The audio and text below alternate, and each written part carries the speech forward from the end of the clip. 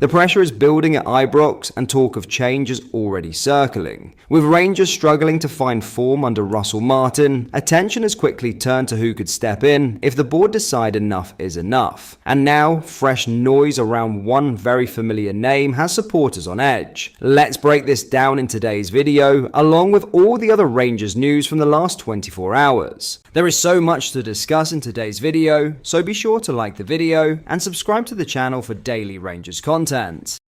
But first, the Union Bears have announced plans for a protest outside Ibrox, ahead of the Premier Sports Cup match between Rangers and Hibernian. The supporter group have posted details for a protest outside the stadium on Saturday as fans demand Russell Martin and Patrick Stewart are removed from their respective posts. Supporters have been encouraged to gather outside the main entrance at Ibrox at 4:30 p.m. on Saturday, ahead of the 5:45 p.m. kickoff time for the cup tie against Hibs.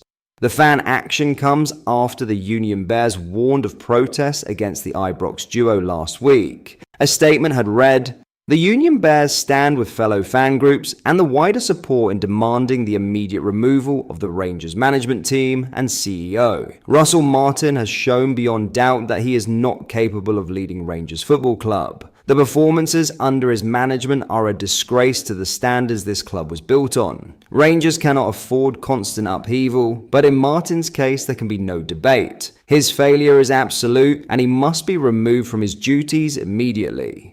Patrick Stewart has been quick to criticise supporters, yet has refused to take responsibility for his own catastrophic decision. As CEO, the appointment of Russell Martin lies entirely with him. The failure proves he is unfit to lead Rangers. His position is untenable and he must be held accountable. The new owners must act quickly and decisively. If they do not, they will leave the support with no option but to act. Rangers must have a management team and a squad capable of delivering success worthy of our history and our support. A series of protest actions have already been planned, beginning with Saturday's match. Unless changes are made before then, these actions will be made known to the wide support. Now, in a huge Steven Gerrard to Rangers reveal, the pressure is mounting at Ibrox, and talk of a potential Steven Gerrard return refuses to go away.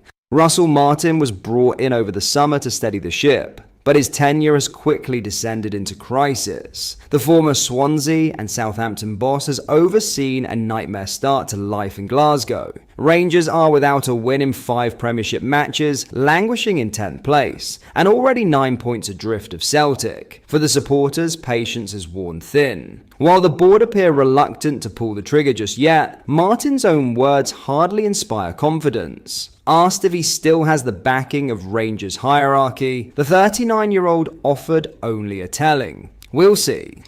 That uncertainty has only fueled speculation, and among the names being whispered, one stands head and shoulders above the rest: Steven Gerrard. For many at Rangers, Gerrard's name is synonymous with the resurgence of Rangers. His first spell in charge culminated in the glorious 2021 Premiership title win, ending Celtic's long domestic dominance. It was a season etched into club folklore, proof of a side built on organisation, belief and attacking intent. Gerrard's departure to Aston Villa just months later left a void, and though he later ventured into Saudi Arabia with Al Ettifaq, his managerial journey stalled when he left in January this year.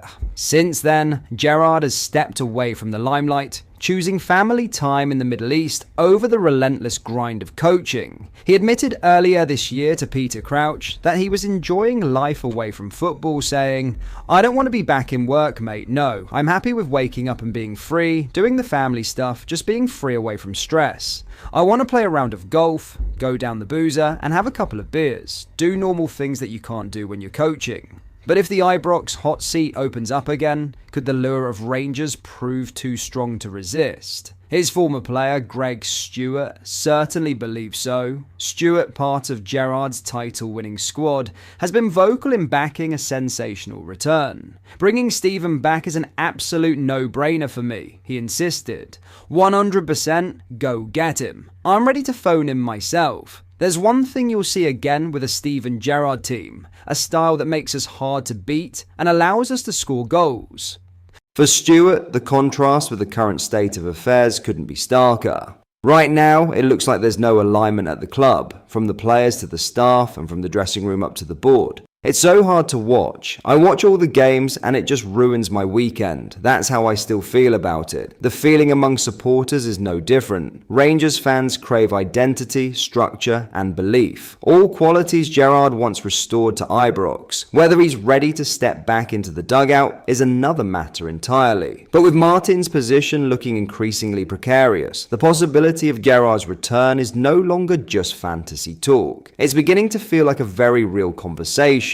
In other news, Barry Ferguson has revealed the key summer transfers he would have made as Rangers manager, and his list included 3 current SPFL stars. Ferguson wanted the job in the summer before the club's new American ownership took a different path. Russell Martin was appointed the head coach in June, following Ferguson's stint in interim charge. But things have gone from bad to worse for the Ibrox club, with a horror start to the 2025/26 campaign, showing no league wins in 5 games. He told Go Radio's football show, "I'm a Rangers man, I want them to do well. Is it sore to watch? Yes, of course it is. I want Rangers to be successful, and I want Rangers to start winning games of football." The show's host, Paul Cooney, then pressed for further answers on specifics regarding potential players Ferguson would have sought to recruit. On Lawrence Shankland, who scored a brace in Hearts' 2-0 win at Ibrox on Saturday, he said, "Yes, of course. He was one of the ones who was on the list. You would have got him on a free transfer. I don't care about his age. He's a proven goal scorer. In my opinion, he's got better with age. Look, he had a tough spell last year. Every player goes through that. But he was playing a bit deeper, almost as a third midfielder.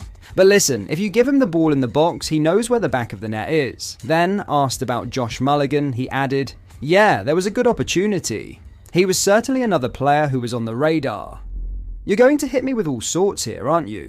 Fergie added, "When you're a manager, it's different than when you watch on the TV.